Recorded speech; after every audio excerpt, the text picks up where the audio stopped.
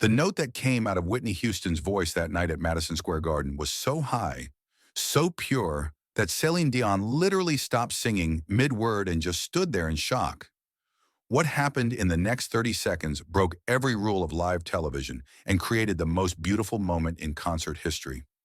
But before we get to that magical December evening in 1998, you need to understand why Whitney chose that specific moment to push her voice beyond human limits and how Celine's reaction changed both their lives forever. Don't forget to subscribe and hit that like button for more incredible untold stories from music's greatest legends. December 15, 1998. Madison Square Garden was buzzing with pure electricity like live wire. VH1 Divas Live had assembled the most powerful female voices of the decade. Whitney Houston, Céline Dion, Tina Turner, Alanis Morissette, and Mariah Carey. 20,000 fans packed the arena, and millions more were watching live on television worldwide. The show was designed to celebrate the power of the female voice. But what nobody expected was that it would become the stage for the most incredible vocal moment ever captured on live TV, a moment that would redefine what was possible in live performance. Whitney Houston, at 35, was at a crossroads in her career that few people understood. The woman who had dominated the 80s and early 90s with hits like I Will Always Love You and Greatest Love of All was feeling the pressure of changing musical trends. Hip-hop was rising, teen pop was exploding, and some critics were questioning whether the gospel-trained powerhouse could maintain her relevance in a rapidly evolving industry.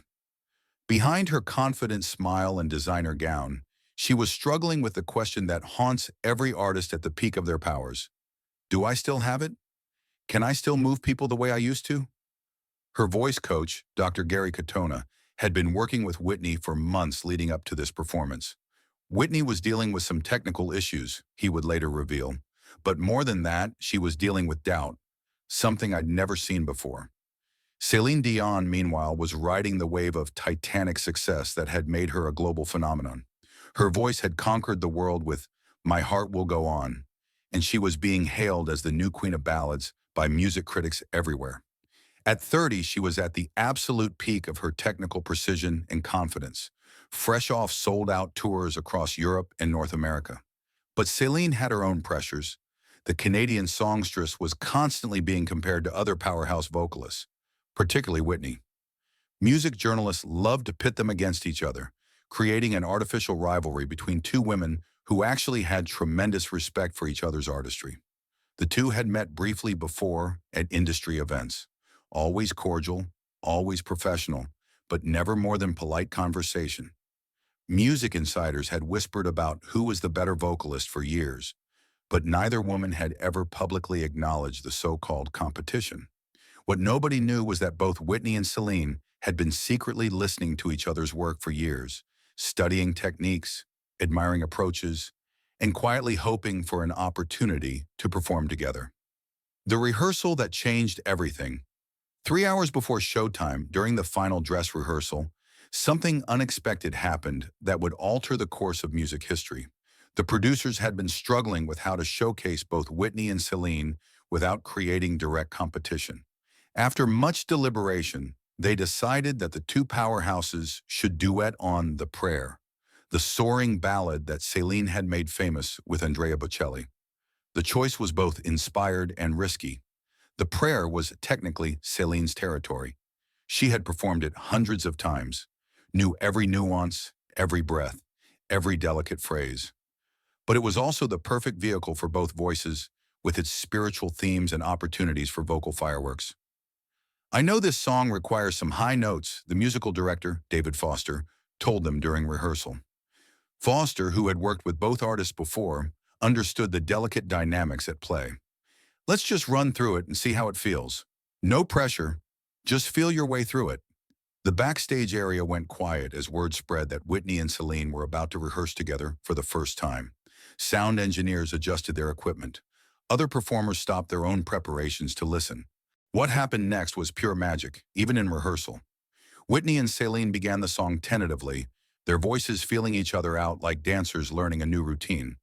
But by the second verse, something clicked. Their voices began intertwining like silk ribbons caught in a gentle breeze. Whitney's soulful, gospel-trained approach blending seamlessly with Celine's technically precise, classically influenced style. The other performers watching from the wings later described it as hearing two different languages that somehow understood each other perfectly. Tina Turner was seen nodding in appreciation. Even Mariah Carey stood mesmerized. But when they reached the bridge, where the famous high notes lived, both women instinctively held back. They were professionals, saving their real power for the live performance. The rehearsal ended with polite applause and professional nods, but everyone who witnessed it knew they had just experienced something special. However, as they walked off stage after rehearsal, Whitney did something completely unexpected. She caught up to Céline near the dressing rooms and placed a gentle hand on her arm. "Céline," Whitney said, her voice lower and more personal than it had been on stage. "I want you to know something. I've been listening to your music for years. The way you handled the prayer with Andrea, it's not just technically perfect. It's emotionally honest. That's rare." Céline was taken aback. In all the years of media-manufactured competition, no one had ever asked what these two artists actually thought of each other's work. "Whitney," she replied, "your voice has been my inspiration since I was a teenager. The way you sing Greatest Love of All, you don't just perform it, you live it." They stood there for a moment, two women at the top of their profession, acknowledging what had always been true but never spoken. They were admirers, not rivals. Then Whitney smiled and said something that would change the entire evening. "Tonight, let's give them something they'll never forget. Something that shows what happens when two voices come together instead of trying to outdo each other." Céline looked into Whitney's eyes and saw something she recognized, the fire of a true artist who was ready to leave everything on that stage, but also the wisdom of someone who understood that the most powerful moments come from collaboration, not competition. Whitney's smile became mysterious, almost mischievous. "Just follow my lead when we get to the high part. Don't think about what you're supposed to do. Just trust me and trust your voice. Can you do that?" Céline felt a thrill of excitement mixed with nervous anticipation. In her carefully controlled career, she rarely ventured into uncharted territory. But something about Whitney's confidence made her willing to take that leap. "Yes," she said simply, "I trust you."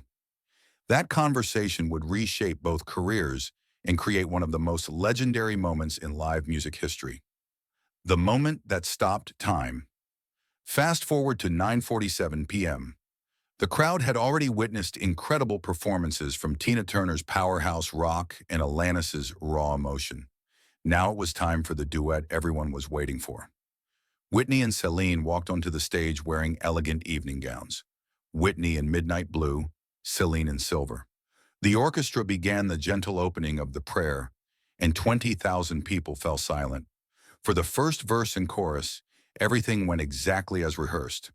Whitney's soulful, gospel-trained voice blended perfectly with Celine's technically precise, classically influenced style. The audience was already mesmerized. But then they reached the bridge, where the song builds to its climactic high notes. Céline began to ascend to her famous high C, the note that had become her signature. Her voice was flawless, crystalline, reaching the exact pitch she'd hit thousands of times before. But that's when Whitney did something that wasn't in any rehearsal, wasn't in any arrangement, wasn't planned by any producer. As Céline held her high C, Whitney looked directly at her with a flash of inspiration and determination, and began to climb even higher. Higher than Céline's note. Higher than what any human voice should ever be able to reach. Higher than physics should allow.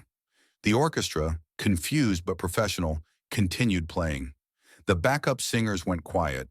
The entire Madison Square Garden audience slowly realized they were witnessing something that had never been attempted on live television. Céline, still holding her microphone, stopped singing completely. She just stood there listening, watching, as Whitney's voice soared into territory that defied explanation. The note that touched heaven. For 8 full seconds, an eternity in live performance, Whitney held a note so high, so pure, so otherworldly that seasoned vocal coaches still study the recording today, trying to understand how it was physically possible. Her eyes were closed, her head tilted toward the ceiling of the iconic arena, and every person in that packed venue felt like they were witnessing something sacred. This wasn't just singing anymore. This was prayer made audible. Céline, the woman who had been called the most technically perfect vocalist of her generation, stood 3 feet away with tears streaming down her face. Later, she would say that in that moment, she wasn't thinking about her own part or her own reputation. I was just witnessing a miracle, Céline recalled years later. Whitney wasn't singing to us anymore. She was singing to God, and all I could do was listen. The note reached its peak, sustained for what felt like forever, and then Whitney brought it down gently, like a feather floating to earth. As her voice descended, Céline instinctively joined her, not in competition, but in harmony. Their voices merged for the final phrase of the song, creating a sound so beautiful that the audio engineers had to check their equipment to make sure it was real. When the last note faded into silence, something incredible happened. 20,000 people said nothing. For 15 full seconds, Madison Square Garden was completely silent. The audience wasn't processing what they just heard. They were still feeling it, still absorbing the impossible beauty of what had just occurred. Then slowly, one person started clapping. Then another. Then the entire arena erupted in what witnesses called the longest standing ovation in MSG history. What the cameras didn't show. But here's what the television audience didn't see. What happened during those silent 15 seconds that changed everything? As Whitney finished that impossible note, she opened her eyes and looked directly at Céline. And Céline, still crying, mouthed 2 words, "Thank you." Not good job or amazing or incredible. She said thank you. Because Céline understood in that moment what Whitney had just given her and everyone watching. Whitney had shown them what it meant to leave absolutely nothing on the stage, to push past every limit, to trust your gift so completely that you're willing to risk everything for one perfect moment. When they walked off stage together, their hands still trembling from the rush of adrenaline, Céline grabbed Whitney's hand and squeezed it tight. "How did you know you could hit that note?" she asked, her voice filled with wonder and deep admiration. Whitney's answer changed Céline's entire approach to performing. "I didn't know. That's what made it perfect." What happened backstage after that performance would cement a friendship that lasted until Whitney's final days. The other performers, Tina, Alanis, Mariah, all came rushing over. Everyone wanted to know the same thing. How high was that note? But Whitney and Céline had slipped away to a quiet corner, and they were having a conversation that would change both their careers. "I've been so careful," Céline confessed. "So precise, so controlled. But watching you tonight, you just trusted your voice completely." Whitney nodded. "You want to know a secret? I was terrified. But I looked at you hitting that high C with such confidence, and I thought, what if I tried to match that fearlessness instead of that note?" That conversation led to something beautiful. From that night forward, Céline began incorporating more risk, more raw emotion into her technically perfect performances. And Whitney, inspired by Céline's dedication to precision, began working on her technique with renewed passion. They had given each other exactly what they needed. Whitney had shown Céline the power of fearless vulnerability, and Céline had reminded Whitney of the importance of technical excellence. The performance was broadcast live to over 50 million viewers. Within days, vocal coaches around the globe were analyzing the footage, trying to understand Whitney's impossible note. Music schools began teaching the Whitney Houston high note as an example of what happens when technical skill meets emotional surrender. But more importantly, that night changed how female artists approach collaboration. Instead of manufactured rivalry, Whitney and Céline had shown what happened when two powerful women supported each other's greatness. Céline often spoke about that night in interviews. "Whitney taught me that perfection isn't about hitting the right notes," she would say. "It's about hitting the notes that come from your soul, even if you've never hit them." The friendship that began with that duet lasted for years. When Whitney was struggling in later years, Céline would call her, often starting conversations with, "Remember that night at MSG when you touched heaven?" In 2012, just months before Whitney's death, she and Céline had one final phone conversation. Whitney was preparing for what would be her last major performance, and she was nervous. "I don't know if I still have it," Whitney admitted to her friend. Céline's response was immediate. Whitney, you gave me the greatest gift that night at Madison Square Garden. You showed me that the most beautiful music comes from the moment when we stop trying to be perfect and start trying to be honest. You mean that high note? Whitney asked. No, Celine replied. I mean the courage to attempt it. The story of Whitney Houston and Céline Dion's duet at VH1 Divas Live teaches us something profound about artistry and friendship. Sometimes the most beautiful moments come not from competition, but from mutual inspiration. Whitney didn't hit that impossible note to show up Celine. She hit it because Celine's excellence inspired her to reach for her own. And Celine's reaction, stopping her own performance to witness Whitney's moment of transcendence, showed us what true artistry looks like. The ability to recognize greatness and celebrate it, even when it outshines our own efforts. Today, vocal coaches still use that performance as an example of what's possible when technical skill meets emotional truth. But those of us who were there, or who have watched the footage countless times, know that we witnessed something more than a great vocal performance. We witnessed two women at the peak of their powers, choosing collaboration over competition, fearlessness over safety, and honest expression over manufactured perfection. That 8-second note that Whitney Houston hit on December 15th, 1998, was more than just a display of vocal ability. It was a reminder that the most beautiful music comes from the moments when we dare to reach beyond what we think is possible. And Céline Dion's reaction, that moment of pure wonder and gratitude, reminds us that the greatest gift we can give another artist is our attention, our appreciation, and our willingness to be moved by their courage. The note ended, but the music continues. Every time a singer takes a risk on stage, every time an artist chooses vulnerability over safety, every time someone reaches for a note they've never attempted before, Whitney and Celine's legacy lives on. Sometimes the highest notes aren't measured in pitch. Sometimes they're measured in courage. And that night at Madison Square Garden, two legends showed us exactly what that sounds like.